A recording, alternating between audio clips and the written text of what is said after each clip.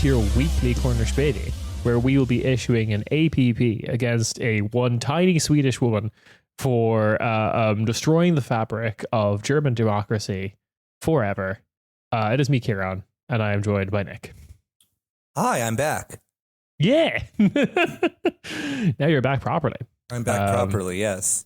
Not if not well, yeah, you won't hear this in the future, so yeah.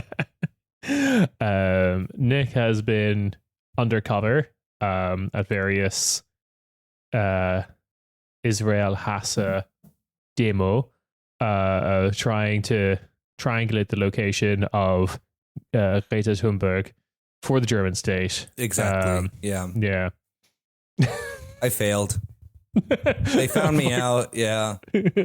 Those like 6 months trying to, you know, I don't know. What would I be doing? Loving Israel, hating Germany, but then still like I got the gang signs wrong. They kicked me out. I tried to be Crips, and turns out she's Latin Kings. Yeah, just like going up to Greta Thunberg, who's like, if you could just say into my lapel how much you feel like anti-Semitism is important to the climate movement, thank you, Greta Thunberg. Yeah, I go in like with my like Homer Simpson ass hat. Oh god damn it. All right, so yeah, it's it's the episode where we have to talk about like the 1 year anniversary of October 7th and Germany being very normal about that. Where do we start with this? Yeah, I don't really know, because it's such we've kind of, at least I assume, because I haven't been here for like half a year.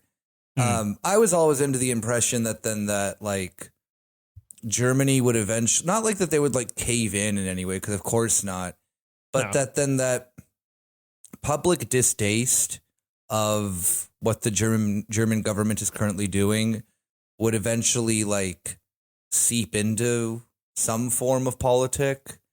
And instead they have all lost their minds for Atlanticism. And because it isn't like, I legitimately don't think it's any more this like, oh, we love Israel, this and that, da, da, da, da, da. They see this as like a fabric of like Western. I mean, it is like a mask off moment of what Israel actually is that Israel is an outpost for Western imperialism. And if this collapses, then what does this mean for then our like crusade mindset, like psychotic episode that we're currently in, or that we've been in for like 80 years. But the contradictions are so high right now that it's just kind of like, I guess it isn't the factor that then like Israel's always done really horrible shit. Germany has always been able to like hold this position quite well because we didn't have smartphones.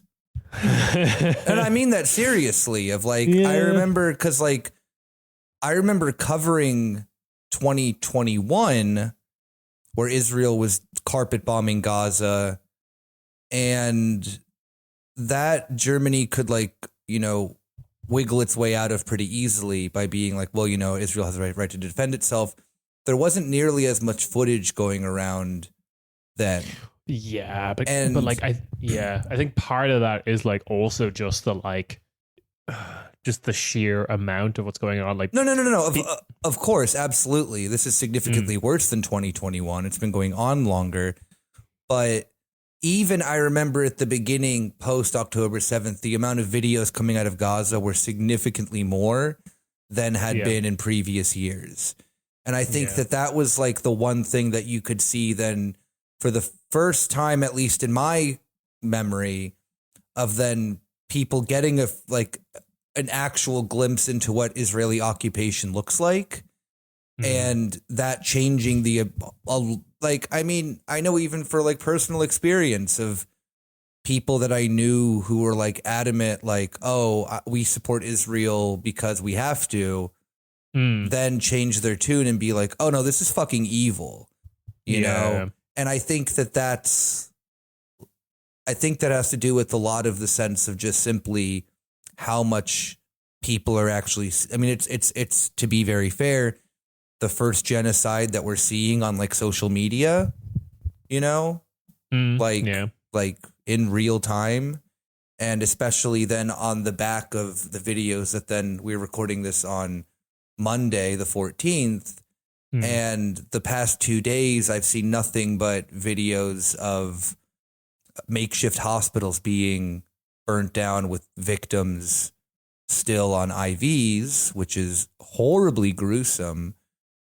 But this stuff is like not, you wouldn't see this as much 3, 4, 5 years ago, you know? Oh, no. Like it's, yeah, I think it's like that combined with, I think, like the scale of it, I think, well, basically, yeah, because like this is, I think the stat that kind of blew me away was like in the 3 days of the bombardment in Lebanon, they'd killed more people than died the last time like Lebanon and Israel were actually officially at war. Mm-hmm.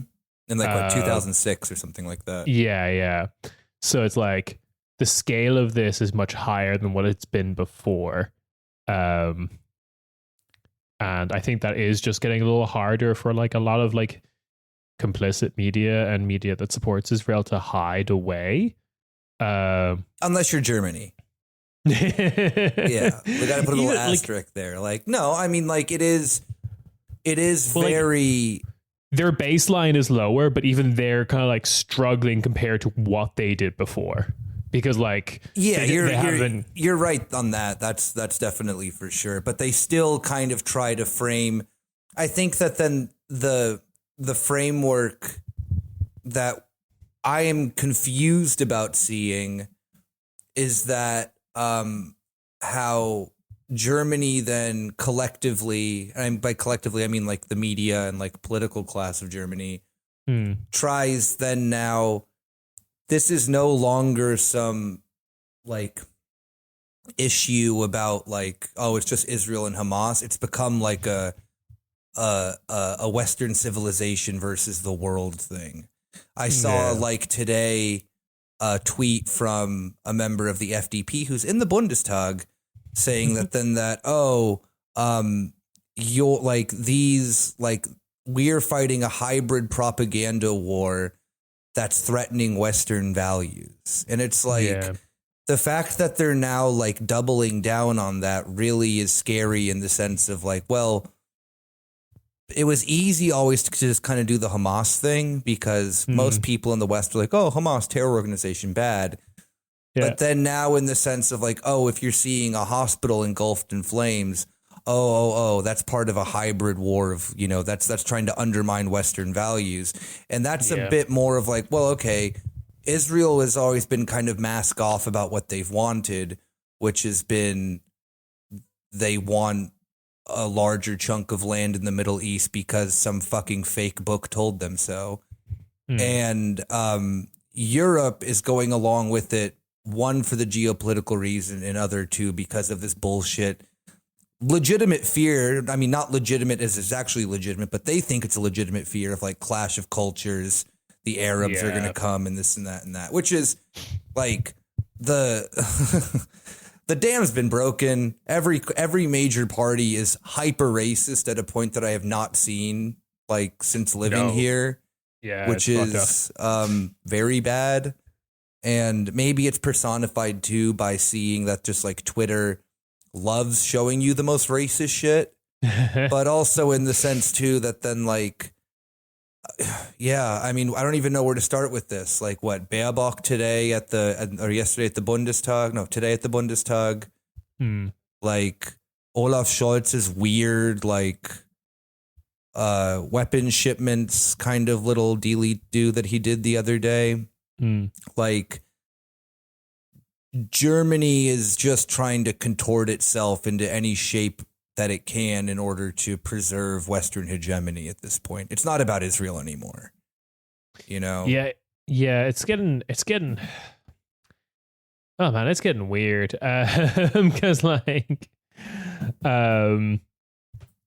So we should say that I personally kind of think that in terms of German media, even having to mention this stuff is happening, like shit has fucked up, basically. Like my memory of what happened in 2021 was basically the media, the official kind of legacy media, basically didn't talk about it. Maybe you would get like a small article, not on the front page, from like Tats or something that was still quite pro-Israeli. Yeah, it was just like a repurposed Israeli press release or something like that. Yeah. Like, but then like most of the discourse that you encountered, you kind of had to look for it, and it was happening online. It was like tweets, basically. Yeah. Some people being influential who are like probably like Turkish German or Arab German, kind of like forcing the conversation, or like some random member of the Bundestag didn't get the memo that like the kind of official German position is to not talk about it. And then they would say something really like, oh, you know, Palestinians deserve to get shot in the kneecaps or whatever as they approach a fence. And some shit like that would happen. So I think they're already kind of like in this panic moment, even having to acknowledge that these things are topics. And I feel like I've seen, like, there have been these voices breaking through in Germany. Like Deborah Feldman has been one that's pretty consistent, of just like, she was this media darling because she was this author who was like, who sought refuge from being Orthodox, like coming from a strict Orthodox Jewish background, and then came to Germany. And like, she was this media darling because she was basically proving to the rest of the Germans, oh, like, oh, it's safe to be Jewish in Germany now, kind of thing. And then there's this other woman who's on like, what's that show called? Is it like Lance or something? Like, there's this talk show where like, oh yeah, one of those like weird like ones on public broadcaster. Yeah, like ZDF, kind of, not ZDF. I think it's probably like RTL or whatever. But anyway, doesn't matter. There's this woman who's kind of coming on more recently. I've seen her pop up on these clips more often because she's like able to talk about, like, she's able to confront Germany with a bunch of stuff that's happening that like good German liberals were never meant to support. Like the fact that like Israel is now attacking like UN peacekeepers is like one that definitely and rightfully makes a lot of Germans squirm at like this idea. Like they don't like that. And she's able to confront even the like staunchest supporters, talking head like Israeli supporters, on like these kind of media talking shows with this fact, and they get like kind of uncomfortable and basically don't have a rebuttal to it. Like that shit's kind of like happening. So I do feel like it's crumbling a little bit. But we should talk about, first and foremost, demonstrations, because that was the funny shit of like, oh yeah, well, which one? There's been like 5,000 demonstrations in Germany alone. Or you mean the one where I mean, Antifa.org. Yeah. Yeah. Which no, like, I'm completely serious. I don't know which demonstration you're talking about. Well, there was like, first there was like the commemoration on October 7th, which like, oh yeah, got the big thumbs up from Kai Wegner. The like little like gathering in front of the Brandenburger Tor, like, yeah, it had like maybe like 200 people, I think, or something like that. Like 200 people, including like 199 Shah supporters from Iran. Yeah, I forgot about that. Like, it's such a like weirdly large contingent that comes out for these things. Yeah, because they're the truest freaks in all this. Like they're the real heads. They're the Shah supporters fucking love Israel. And they it's the funniest fucking thing in the world to me, where they're like, yes, we want regime change. We want you to like take out the Ayatollah, and we want you to replace an equally as despotic dictator back in power. Like, don't ask why the Islamic Revolution happened. We got to wear mini skirts if you were rich. Like, I do love the hubris of any pro-regime change person. Because like to support regime change, you just have to be like so unearnedly confident that like, and when you do it, it will be our guy, right? Yeah. It will totally, that won't backfire. I told you about the time that I stumbled upon one of those like massive like pro-Shah demonstrations at Brandenburger Tor. And they just live there, I'm assuming. And it was the one where they had like Mike Pompeo like do like a video message to them. So they couldn't get him in person. Like, no, because it was like the worldwide day of being a freak, and so they had you like do a lot of video conferences. No. It was done like simultaneously around the world in like all these different cities where all these like Shah like where all these like Shah supporters live, and it was wild. And they spend like the amount of money that they get from like US backed fucking shit is so insane that they had like, it was like a parade and it was wild.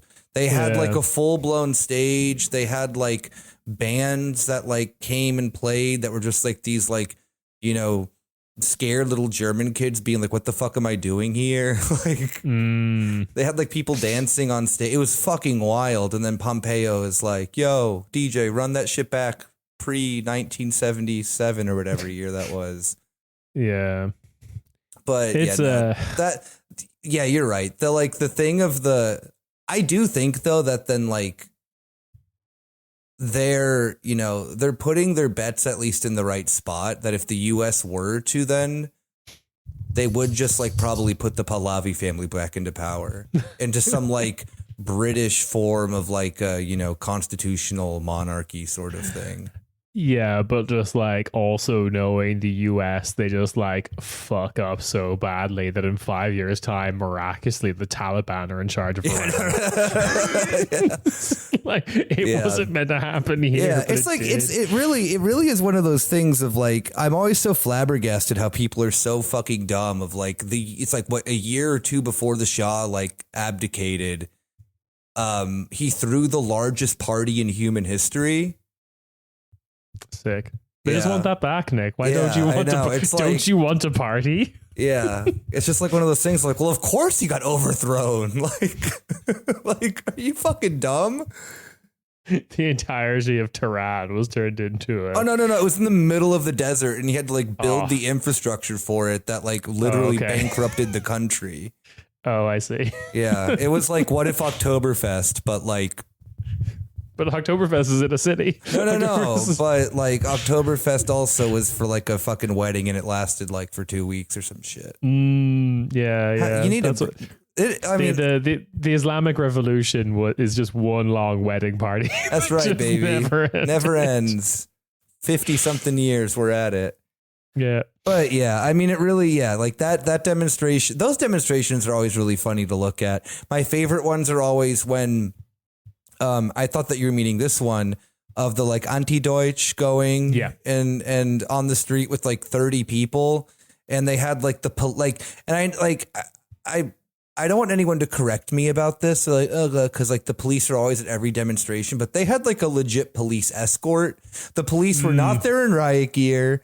They were just chilling, having a good time and protecting, these, just these poor Israel supporters, from the bad people who would then get mad at the quote unquote Antifa. Like, from antifa.org specifically. That like, I hope that they all had their membership cards on them too. Jesus Christ. It's not meant to be an organization. What are you doing? Don't have a paper trail. It is. It's gotten wild, but like the numbers are pathetic, to say the least. I did see the one lady who goes around at demonstrations, because I hadn't been to a demonstration for like 6 months. The FDP one, the FDP Nazi lady. I don't think I can legally call her a Nazi, but she's You'll have to bleep that. I'll bleep that. The FDP NAFO lady. Yes. And I think to be fair, that she's dropped that, right? Because she's moved on to this. I don't basically. think she still has like her NAFO thing as her like. Yeah, but it's like that. Then it's passive. I found out the right? funniest thing about her. Yeah. Her husband left her for a porn star. Oh. That's who is also in the FDP. The husband or the porn star? Both. Hell yes. Okay, people need to look her up. We need the name. I'm no. You can do it yourself. I'll find There's too much in this episode. It's fine, FTP Israel Demo. Yeah, okay. We'll see if we can find it this way. Anyway, that's just a fun little tidbit. Carolina Preisler. Mm-hmm. Cool. That's unfortunate. That's her husband, who is also in the FDP, divorced her so that he could start dating a porn star. The porn star is also now in the FDP, and they met. Wait, sorry, I'm sorry. You got sexed into the FDP. No. Well, I mean, they met when she was, and mind you, this was after her porn career, so she was in her like late 30s at this time. They met when she was an intern at the FDP.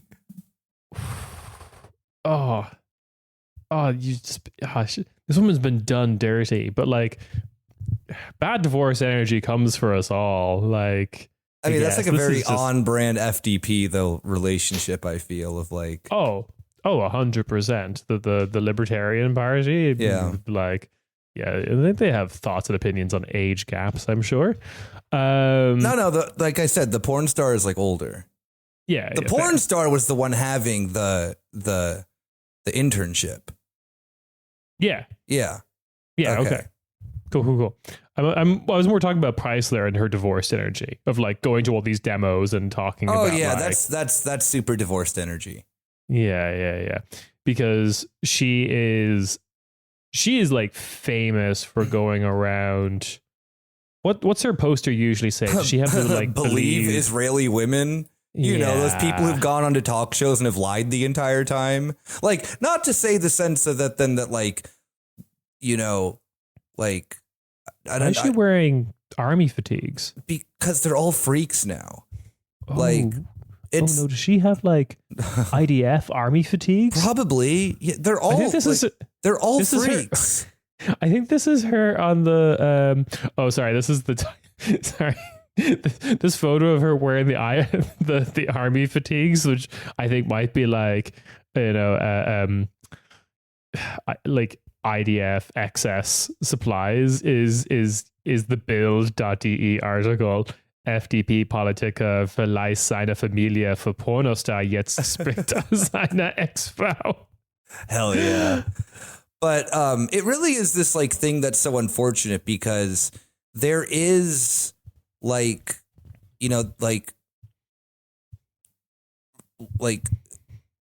rapes are not a funny topic, of course not.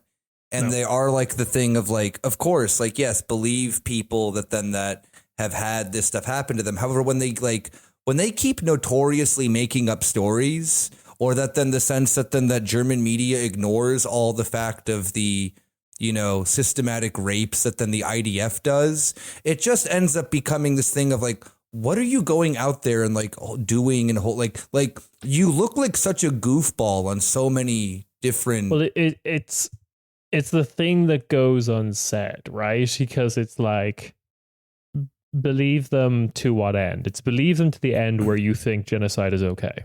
Yeah, exactly. That's kind of the leap they're asking you to make here.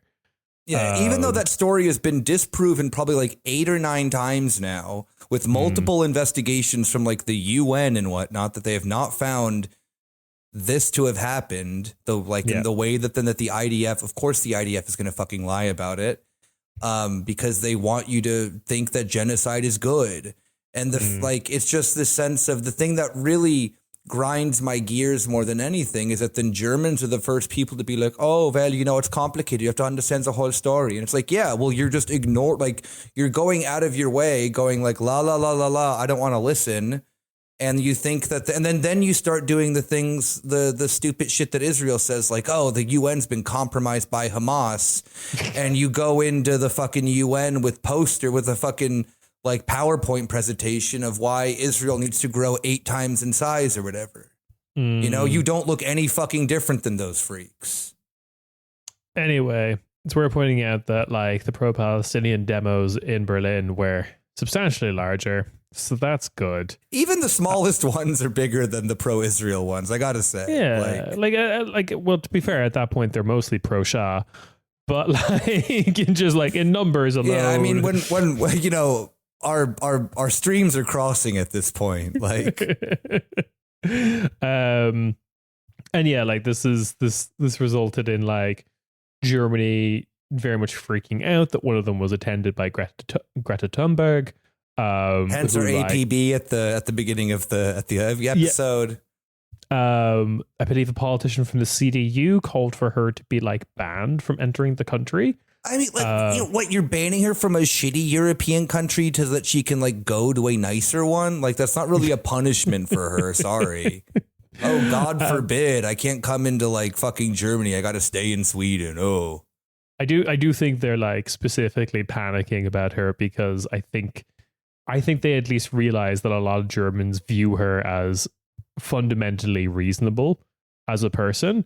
Yeah. The people who hate Greta Thunberg are like the right-wing Nazis who have things like, oh yeah, Greta, I'm still going to drive a diesel. And it's like, no, you want to fuck your car. I get it. We talked about this a very long time ago, but like in Germany, they were selling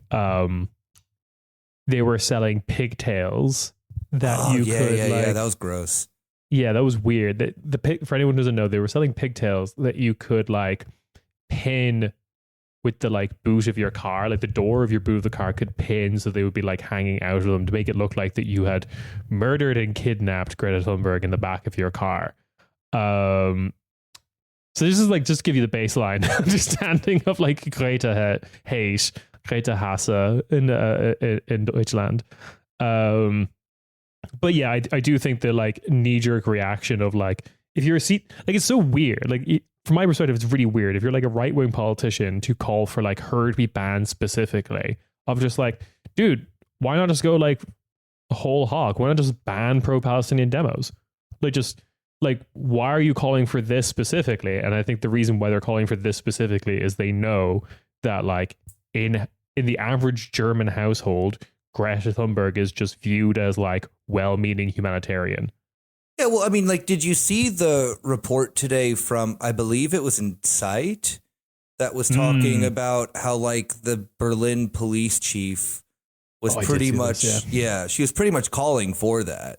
She's like, we need to have better measures to like raid houses and to like stop these activists from being, you know, they just love to set shit on fire. It's like, one, cool, like, like you're the like the thing that it's October, it's cold. Yeah, the thing that then's just so funny about this is that then if Germany did the actual like liberal thing of like let them go onto the street and do their thing, they wouldn't be having this like, you know, other amount of, you know, legit aggression coming out, you know, like if the police weren't going and raiding people for like driving while Palestinian, more or less, then what, like they're just stupid, you know. It just gets to this point of like, if you're going to uphold these pretend liberal values that you have, then fucking do it. Don't just like plaster like, I hate to use the word Orwellian, but Orwellian ass signs everywhere that just say like democracy, you know. Yeah.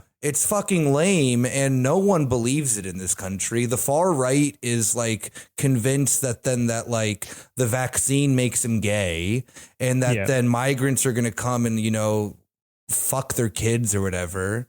And the like libs and centrists and whatnot are like, you know, unable to then realize the sense that then that the powers that they are using are quite authoritarian. They're losing a lot of legitimacy. There is no threat from the left. And we're going to end up with like the furthest right-wing government in German history since the 1930s. And like, okay, maybe like, you know, there were a few governments in between there, like Adenauer, that had a bunch of like actual leftover Nazis. But the policy of the BRD's governments at that time were not openly not openly racist. You know, they were like more of a normal Western racism of the 50s, 60s, and 70s. So, yeah, great fucking job, guys. We're going to end up with like fascism 2.0 in Germany, which is the one thing that every country in Europe is legitimately afraid of. You know, what happens when Germany, quote unquote, awakes is that like you have Friedrich Merz, who is a word I can't say, who's going to I'm curious to when the CDU is going to give the green light to start making coalitions with the AfD, because they are ideologically the same in a lot of things. And the elections are forcing their hands, especially on some state levels. Exactly. Yeah. So it's like the SPD has no support. The Greens are tanking everywhere. The FDP had literally only a boost in the last elections because of fucking like Jake Paul ass people selling Pogs. Like Pokemon cards or whatever the fuck it was. It was literally Pokemon cards. Yeah. Pogs was exaggeration. But and Die Linke is like what, 4% nationally. BSVs are only Sarah Wagenknecht is our only hope. Dear fucking God. Just to that point, like I did really enjoy I've enjoyed El Hotzo Unleashed. I don't know if you've noticed, but I'm converted. I used to be a hater. Yeah. I've also there's a few people, not even just like El Hotzo. There's been like for Germany, he's been one. I've been a convert. I've been a convert as well to Hassan Abi. Like Hassan Piker, I gotta say, like, has been, not that he like wasn't radical or whatever, but it's just like the Palestine issue has like he's always been good on that. Yeah. It's like the Palestine issue has like definitely like made me much more respect for people that I was like, oh, like you're not with it. Also, too, I think I've like become a little bit less insane. So that maybe helps. A little bit chiller, less picky about like who meets our criteria. Yeah.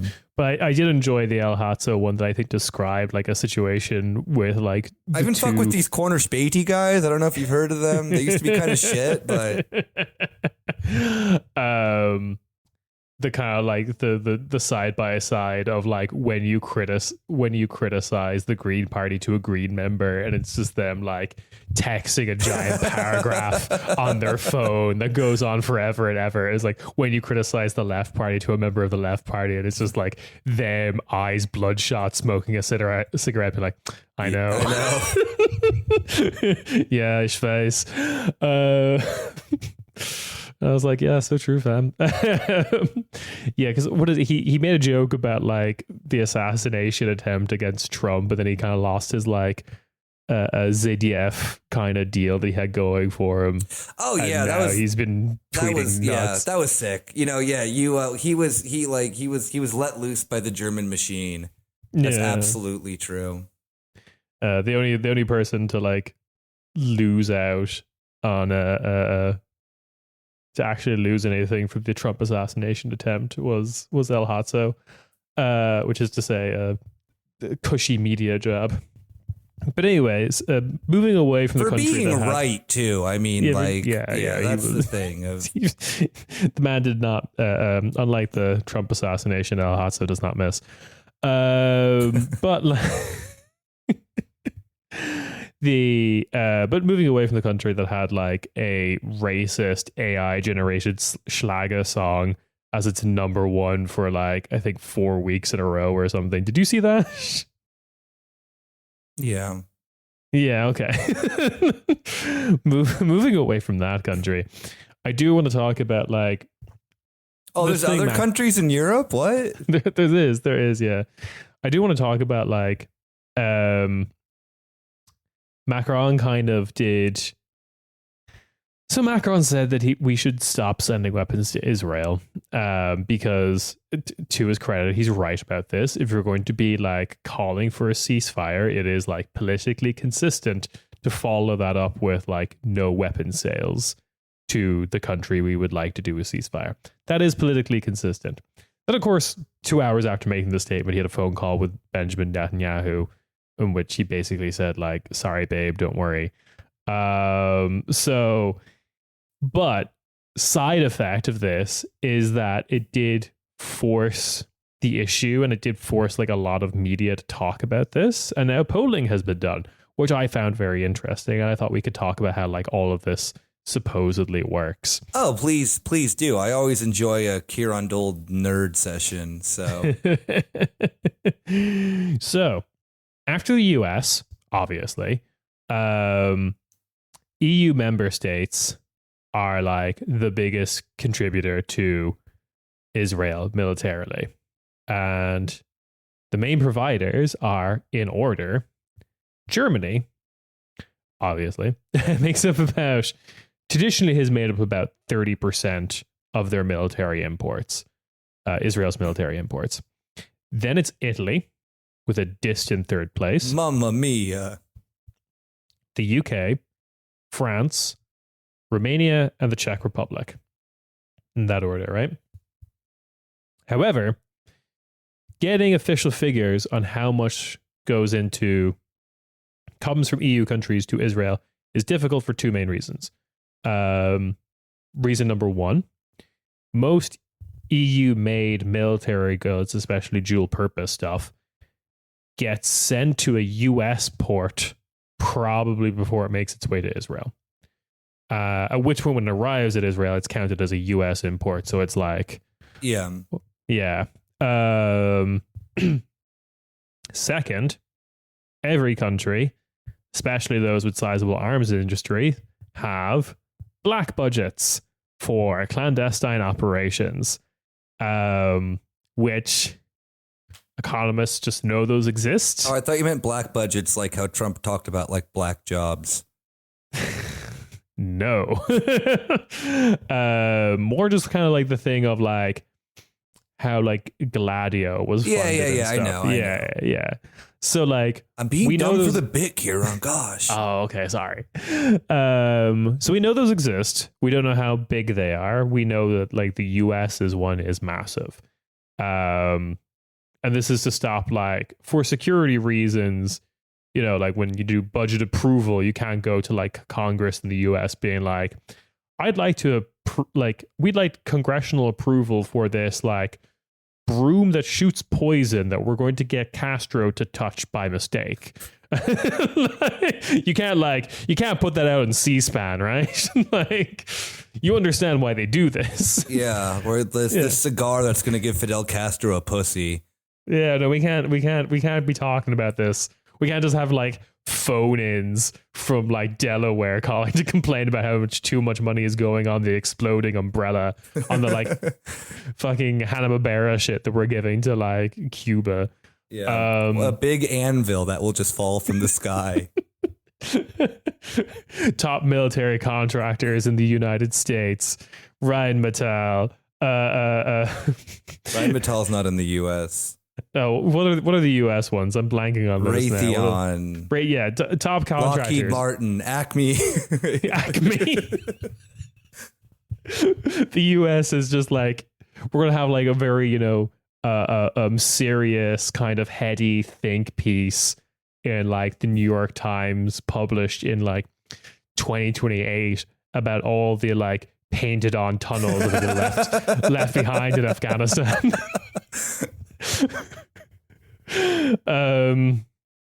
Anyway, moving on.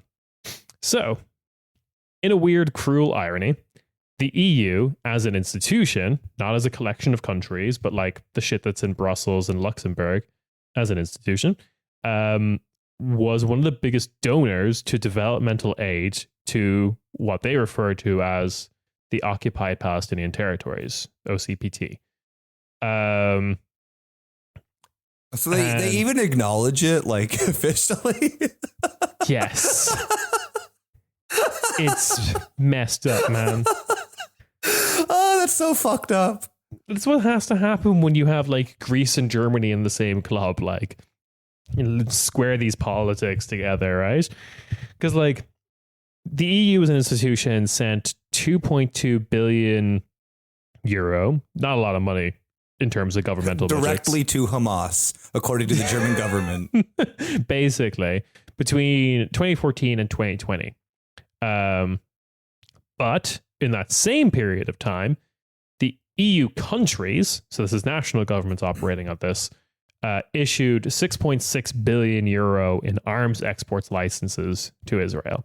So basically, exactly 3 times the budget of like weapons coming in from EU countries to undo that like fuzzy feel good developmental aid that the EU as an institution was giving out. The current estimate is that Israel has destroyed 10% of EU funded buildings in Palestine. Like a lot of these estimates, that's probably pretty conservative. There has been, since October 7th, technically a slowdown in weapons exports from Europe to Israel. Technically due to a handful of things that I am going to list now. If it wasn't so late, I would do the SNL announcer voice, but that's too loud and I'll wake my child. But just imagine that in your head, if you will. So the UN has called for a stop of arms to Israel back in last February. NGOs have filed lawsuits against Germany to suspend export licenses. Macron has called for like, you know, a slowdown, and you know, when the boss of the country says that, there's a bunch of people in factories being like, should we I really like making money, but like that he's on the radio saying some stuff. Italy and Spain decided to stop selling weapons to Israel after October 7th. Although Italy continued to honor its previously signed agreements. A Dutch court forced an end to the Netherlands of selling F-35 parts. Belgium has also... I mean, to be fair, those things are fucking useless anyway. So, yeah. Like, I mean, what was it when that airfield got hit and like all those F-35s got taken out by Iran? It's like half of them there on the airstrip weren't even functional. Like, what a fucking waste of money, the F-35. Dear God, will they just dump that piece of shit project? Well, yeah, onto our allies. That's why the Dutch are sorting it out. Without a bunch of the technology that like makes it useful, they can just still use the F-22, which is what most countries, the F-22, the F-16 are like perfectly fine. But the U.S. just kind of like, oh, like maybe one day. Maybe you like, yeah, you wanna we're upselling you. You want to upgrade, right? F-35, it's like twice as good as an F-16. Yeah, it'll decapitate your pilot. Don't worry. Twice as fast. Yeah. Twice as likely to. From 0 to 2. So, where was I? Yeah.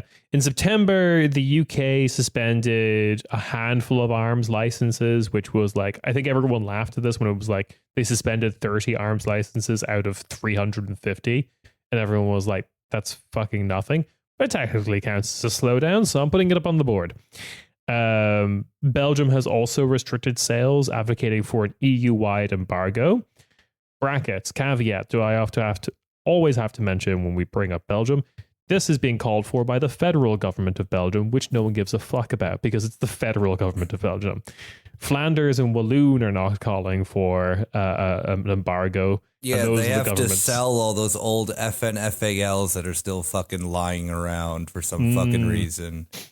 Yeah, that's probably what the Walloon government is concerned with, and the Flanders government is concerned with some sort of foaming at the mouth great replacement rant.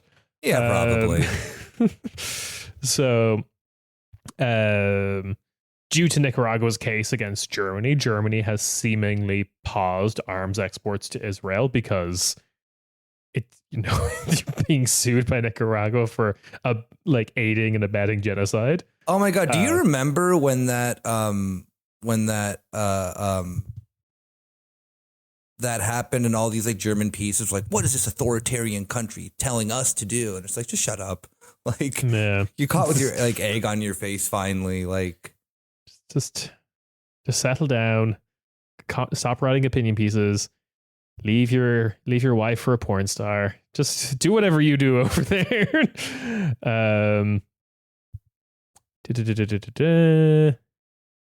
So Germany has seemingly paused arms exports to Israel since early 2024, though it officially denies any policy change, which we've seen Olaf Scholz scream and yell about that particular issue in his attempt to not look useless to the German public. And then should also worth mentioning, we mentioned this when like this was going into the UN court, because people's first reaction was just like, oh, the UN is kind of useless, which true, I kind of agree with to a certain extent. But like a lot of countries have these, especially in Europe, have these kind of laws that are like they will be in their constitution, or like there will be legal penalties for like working with parties aiding and abetting genocide. And then the local law will defer to what is genocide? I was like, well, it's whenever the UN says it's genocide. So there is like a lot of these like legal kind of like knock-on effect things that can happen if the UN rules something as genocide. So a handful of countries are currently hedging their bets and being like, ugh. However, remember those black budgets I mentioned? Because I do, yes. Yeah, this is possibly the cynic in me is saying that, like, okay, on paper there's a slowdown in Europe of weapons exports, but when you have a black budget, this is where you can kind of like hide some of that stuff. So okay, if you want to be optimistic about it, you can say maybe weapons exports are slowing down, and like Israel's economy is in fucking tatters, so maybe that is also just like a smart business decision if you want to be like homo economicus about it. But at the same time, I'm not getting gay about this. But then the other thing that's probably, if you want to be pessimist about it, the thing that's possibly happening is just like, well, like this Excel sheet that was once in my Excel brackets light mode is now being processed in an Excel sheet that's in Excel brackets dark mode. Like I've just switched my computer to dark mode. It's like, shadow budget. Yeah. Yeah, because that's like, I mean, you mentioned like the Olaf Scholz thing where he gave the weirdest response to if Germany is sending weapons, and he's like, we did not vote that we are not sending weapons. And it's like, what, dude? Just like fucking say the first thing. Just like, don't do what Donnie doesn't does. Yeah. And it's just like, yeah, okay, you're Germany sending weapons to Israel. We fucking get it. Like you should just led with that. Don't make it so fucking convoluted. And then, yeah. And then back also to the, like we mentioned briefly, like Baerbock, kind of doing this whole thing of, like Germany then is trying to cover its ass every which way whatsoever by then still trying to like, if it yells loud enough that this is that Hamas, everyone is Hamas, then it must be true because they're like, I mean, like I'm really curious to how much they actually believe what they're preaching, because unless they're just only reading Israeli press releases, which could be the case, they might be dumber than fucking rocks, and they're like, oh, my best friend would never lie to me. And I really just think they're like in the most bubbliest of bubbles. Yeah. Because like the insane stuff that like politicians in Germany say is like, I would believe more that it was like purposefully led propaganda if like calculated and planned, if just like random journalists and random members of like, self-identifying Green Party members on Twitter weren't saying equally as nuts stuff. Yeah. Like, I think that Germany really is lost in the sauce. a certain section of the population is. I mean, like the section of the population that is still supporting the current government, which is quite small. It's a shrinking number by the day. Yeah, and it's the weird thing too, because like you have the expected, like it's very odd in the sense that because you see this in the United States as well. We're not going to go on to Ami talk, but the fact that the issue of Palestine hasn't really seeped into the right wing is very interesting, because it would be a very easy get for the right of like, look at what the chaos that then is being caused by whether it be Scholz or Biden or whoever. The other candidate or the other parties could just be like, stop this nonsense and, could win easily. I mean, Germany has an election next year. And like that, and the U.S. has an election in 3 weeks. If say Trump or the CDU were to call for end of weapon shipments, that would win 100%. Like it would be, and it would give them the sense of like other parties would have the balls to then do it too. However, because the collective political class of Germany is so lost in the sauce of their devotion to Israel, like I would say that the CDU is constantly pushing at I was about to say Brandon, but at Olaf Scholz for not being committed enough to Israel, and by not being committed enough to Israel in the sense of that they're also not doing migratory, pushing for stopping migration from the Arab countries. They're turning it into this big, scary Nazi fantasy that they have of the Great Replacement. Just insert the Jews for, Muslims this time. That's where it's like really, I mean, for Germany, it's just like I mentioned, it's especially scary that the right is very much empowered. One, by the Clash of Cultures thing, and two, that Israel allows them to have that position become even stronger of like, see, we need to preserve this last bastion of quote unquote democracy. And in the United States, Donald Trump has too much support from like people like Sheldon Adelson's wife, who like literally lives on a settlement and gave him $100 million.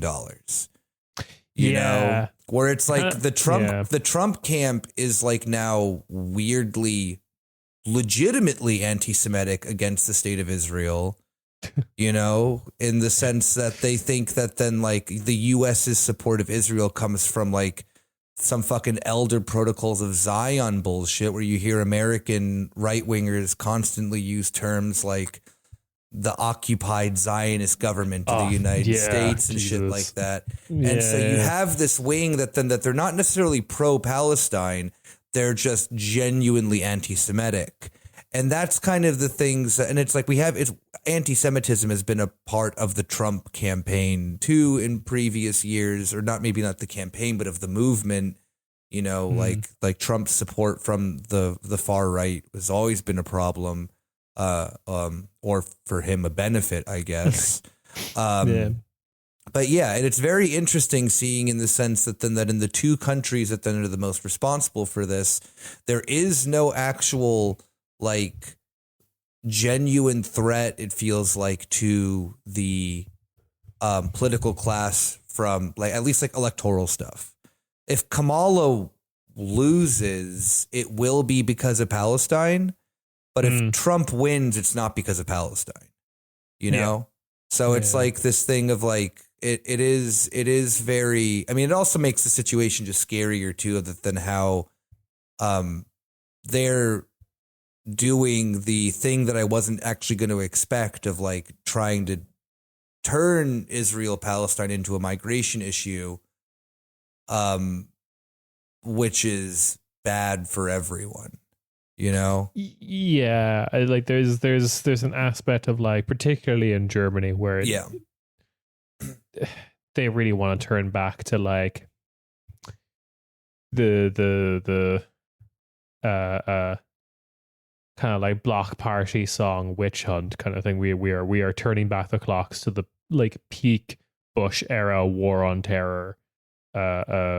Every Muslim is suspect. Yeah. And they're all part of the same blob. They're all Hamas, they're all the Taliban, they're all ISIS, they're all fighting in the Middle East Damn, you named like a bunch of organizations that were like literally made by the West. That's crazy. Like maybe not Hamas, but yeah, but you know what I mean? Like everything just gets squashed into one thing. And that's what happened with the like Bill Maher quote, like open letter he did to Chapel Rowan, where like he talks about he like makes a joke at her expense of like, oh, in Gaza you'd be thrown off a roof or whatever. And I was like, well, that's something ISIS did in Syria. It's never happened in Gaza or Palestine. But you think they're all the same. So. I mean, it's also just, yeah, it's this like stupid, like I can't seem to like pinpoint the irony of the fact of that. Then it's like, oh, well, I mean, there is then the fantasy that they all have of that shit, you know, there is the like, I hate all these Islamic paramilitary groups, but I would really love if they killed all my political enemies first. Yeah. And then I can go on to like killing them or whatever. Yeah. But I mean, like, it's the thing too of like, I find it just so hilarious. It's like the thing back to, I mean, this is the episode for the future, but for the past for us recording where we talk about like Poland. Is that a sneak peek of the bonus episode? We're like, I find it so funny that the people are like, oh, we're so civilized and European and this and that and that. We need to murder everyone. And it's like, wait, what? Like that is that is barbaric by definition. Like, okay, like it's like Friedrich Merz going into the Bundestag the other day, calling for then that we have to stop migration under any means necessary to prevent Arabs from coming in. It's like, yeah, this is like a cowardly, barbaric view of the world that not that you possess of other people, but that you have and that you want to inflict on other people. You know, it's like I've like talked with Germans like in a bar, unfortunately, where they're like, oh, we're the civilized West. We need to like just flatten the Middle East. And it's like, yeah, that's really fucking civilized, isn't it? Like, you know, being as brutally, tastelessly violent as you can because you're scared of nothing. Like great fucking idea. Instead of then like, you know, I can't just like, I can't get past that piece of irony continuously is that then these people who want to save Europe in the single most brutal way possible. You know, it's like, what's not backwards about that? You know, like it's disgusting. You Turned know, into a place that no one wants to live and no one will enjoy. Yeah. I mean, that's the thing is that then it's like, yeah, it was like, it's always the thing of like, was fascism good to live under if you were like German or Spanish, particular type of Spanish or, you know, Italian? It's like, well, yeah, like probably. But like, how did you then? I mean, realistically, the German economy was dog shit during Nazism and you were worked to the fucking bone and they had like no money. But yeah, I guess you were like safe, but then how do you then do it then to get there? Oh yeah, you weren't safe at the end. Sorry to break it. You were not safe at the end. But you know, it's like this thing of like, in order to then get to this fantasy that never even happened, you know, you have to then do the most like violent, brutal shit for then what? Like so that then you can produce more white babies and just keep fucking your cousins because that's what's going to happen. Like, what is this all for? Like, it's so dumb. Yeah. And then, okay. And getting into, just to wrap things up, we can get into public opinion a little bit. And it's kind of the fun thing of like, everyone does not support this. Which is why we kind of come back to this idea of like the political and media class, particularly in Germany, have kind of like gotten themselves into a bit of a tizzy. Because I tried to find a poll on like, you know, blocking weapons shipments to Israel. And there's one that I found particularly nuts because like it's from March 2023. So it's before October 7th. And it was done by YouGov and it was conducted in 5 European countries.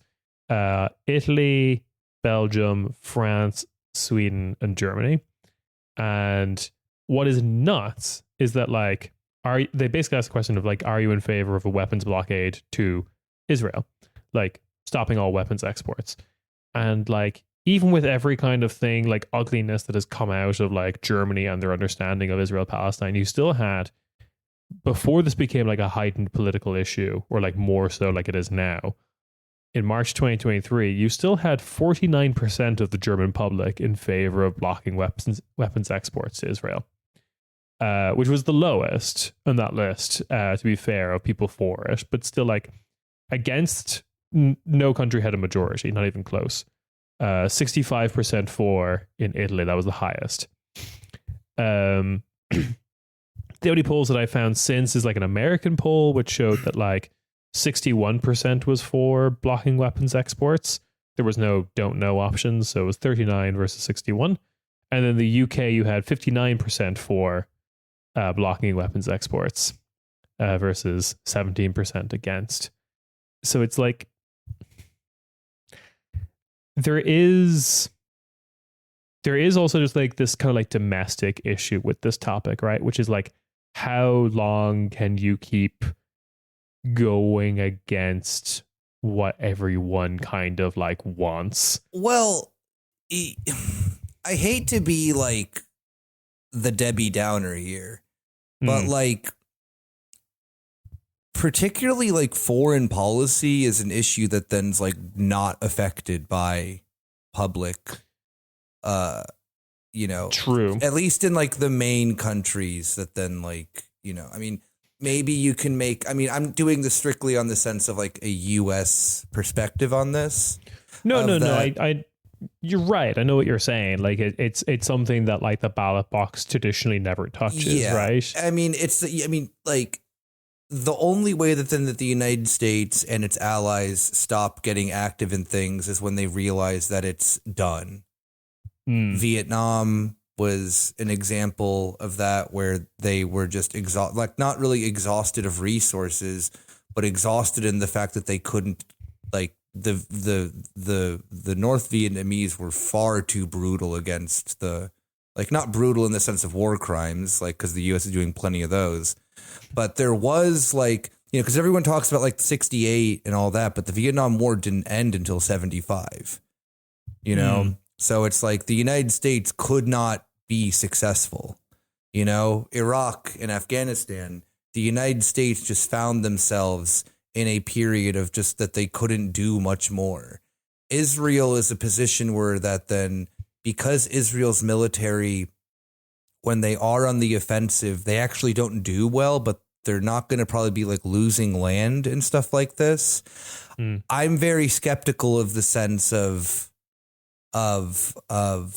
strictly just then on that level that then policy is going to be changing until like further pressure is then put on by whether it be other countries, international institutions, like the UN has like declared some things, this and that, but then like the United States is going to ride this out, and they want it to ride out with a full war with Iran. And they've been very open about that.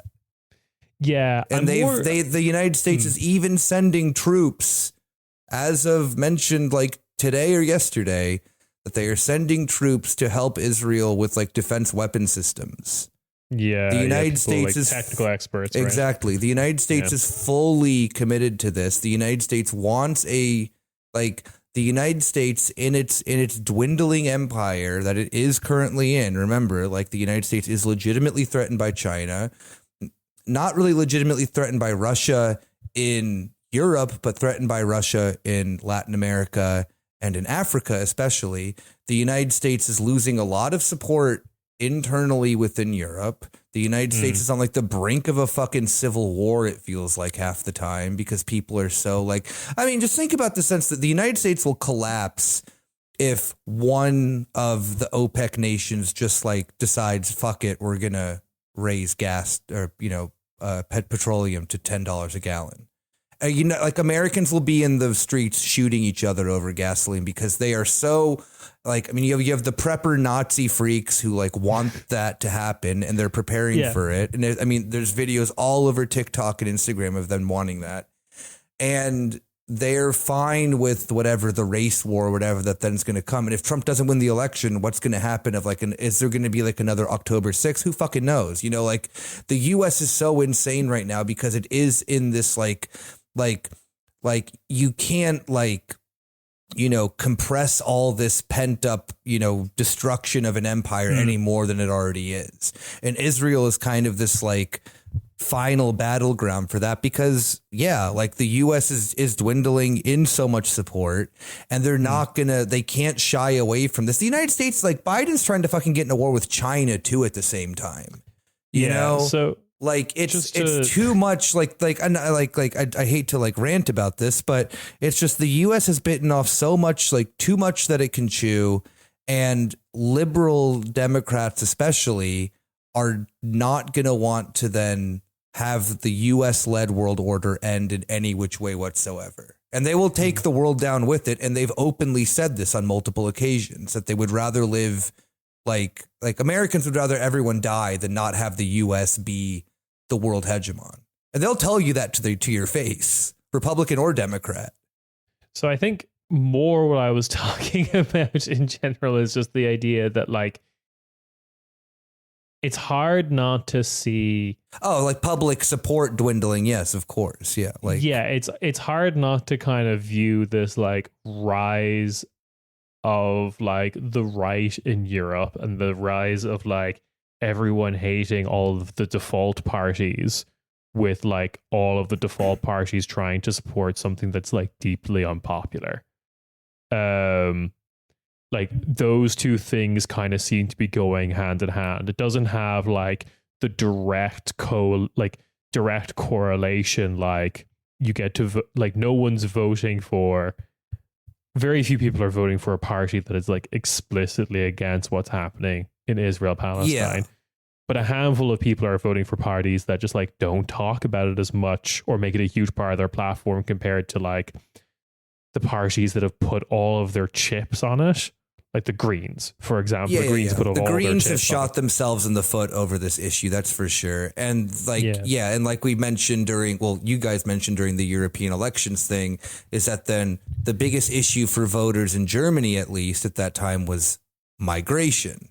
So it's like the parties that then are, the issues that Germans are then going to be concerned with, which I don't agree with them on, are the ones that even like the CDU, you're right, is like, they'll go into the Bundestag and talk about how ride or die Israel, baby. But at the same time, they're focusing 1,000 times more on the issues that then are going to get their party back into parliament, which is the legitimate full blown racism. They may tie in the Israel Palestine stuff to that, of like, oh, do you want like your neighborhood filled with all refugees? But there's like, these things aren't really actually connected, but let's make them a thing.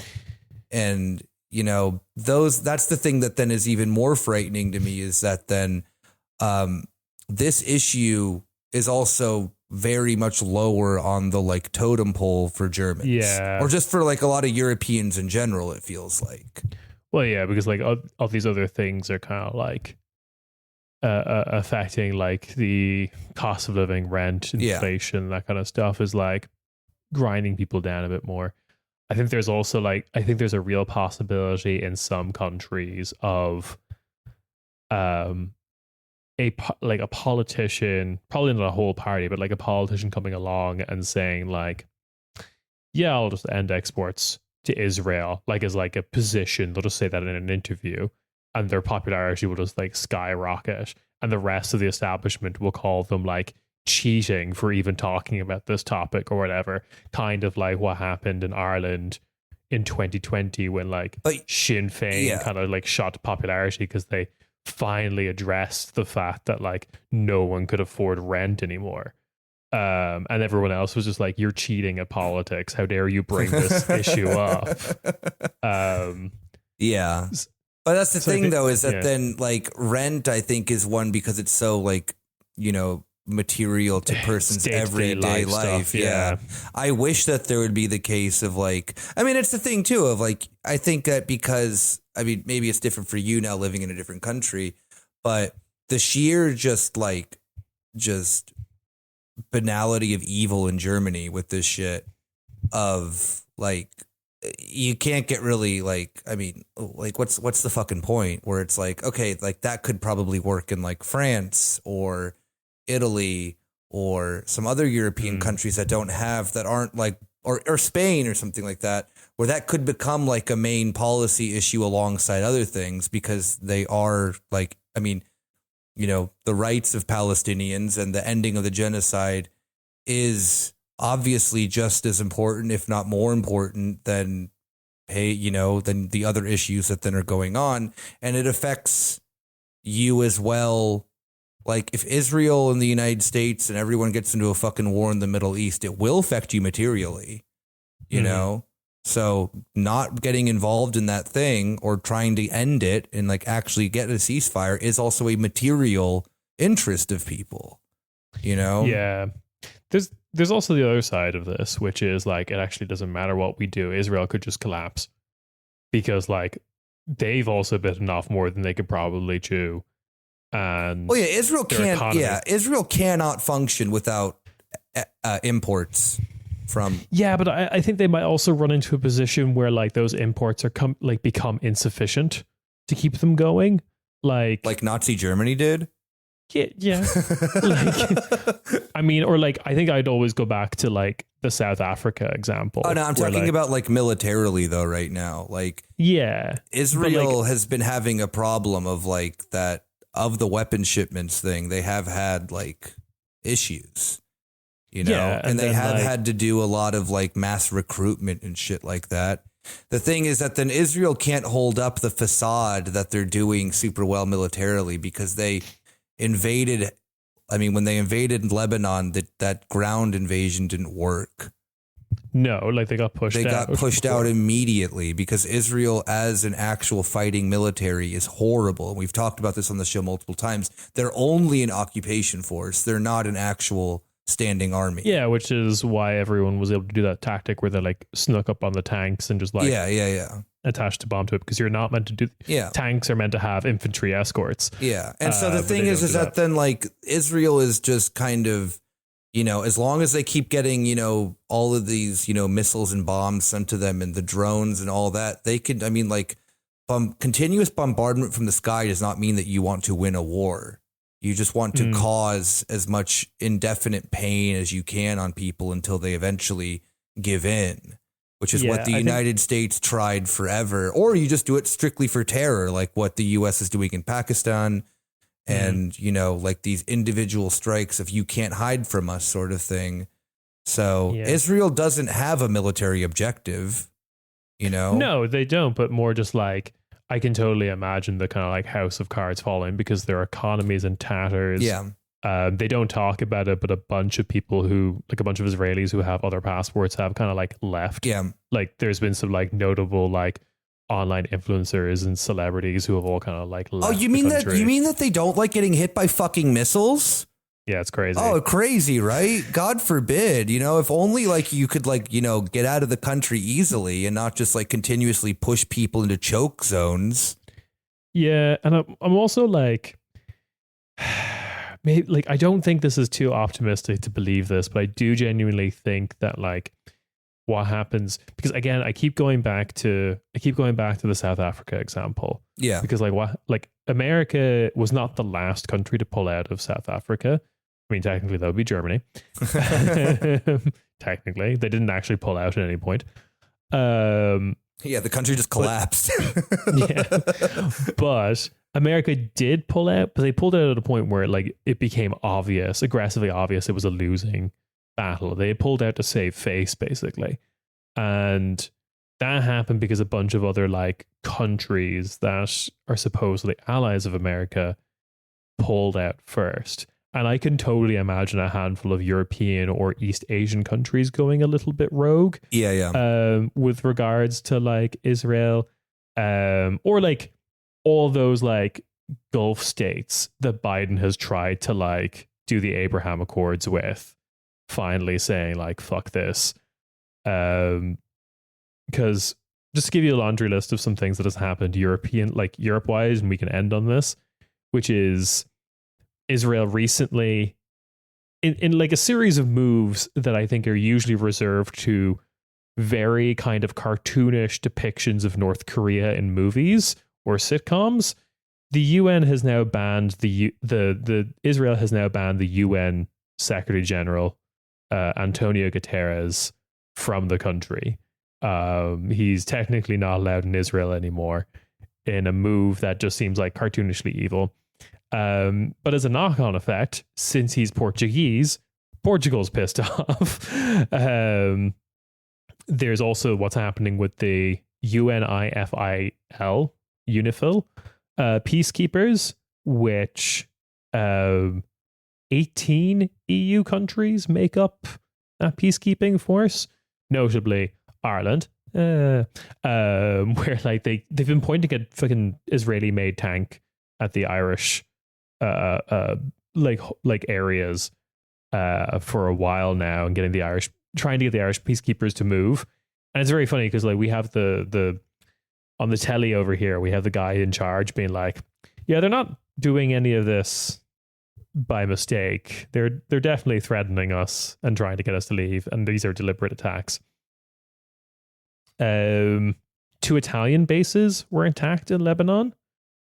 So like Defense Minister Crosetto says that they were neither mistakes nor accidents, and there will be like some sort of response. So I think there gets to a point where you start like pissing off a bunch of like, what would you call, like what probably seems like in the infinite hubris of the Israeli government, like, you know, small fries, right? A bunch of like countries that we don't give a shit about, and they can hate us for all we want. Like Ireland always hated us or whatever. The only country in the world that hates Ireland is Israel. So like you get this kind of, I think you just start to build like a knock-on effect at a certain point of Israel just pisses off a bunch of countries and then acts indignant when they all start like saying, actually, I don't really give a shit about SodaStream. Good luck. Haven't like all the like ratings agencies also just said like the Israeli economy is dog shit? Oh yeah. That was like months ago. Yeah. There's a lot of like stuff that's kind of happening, less headline grabbing, that's like fucking Israel at the moment, or like is definitely painting a picture of like, I don't know, like someone balancing a bunch of plates, not realizing that they've all been replaced with just like pieces of shit. And there's no plates anymore. Like, I don't know. I've seen that AI generated video. Yeah. I know exactly what you're talking about. Shrimp God is dead and we killed him.